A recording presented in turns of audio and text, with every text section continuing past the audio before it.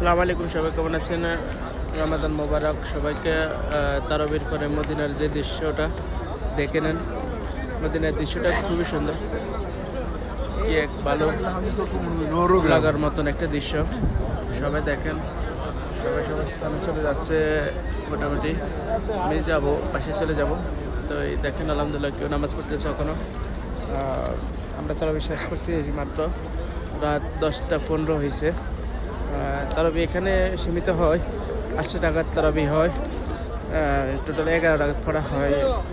আজকে 2 টাকা বেশি পড়া হয়েছে।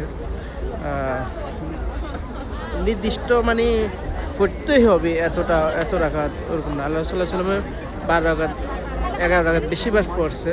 তো আসলে আমাদের দেশে তো যে 20 টাকা 8 টাকা নিয়ে তরবির একটা যে বাহাস চলে, ওটা আসলে উচিত না। তো সবাই দেখেন, আলহামদুলিল্লাহ সবাই এখানে নামাজ, এখানে তো আর ওগুলো ভেদাভেদ নেই, কোনো বাজ নেই। সবাই আসছে নামাজ পড়ার জন্য, নামাজ পড়ে চলে যাচ্ছে, কারোর সাথে কোনো কথা নেই।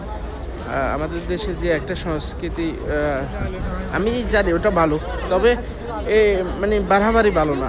যে বেশি বাড়াবাড়ি আল্লাহর কাছে কখনো এটা ভালো লাগে না, এটা আল্লাহ পছন্দ করে না।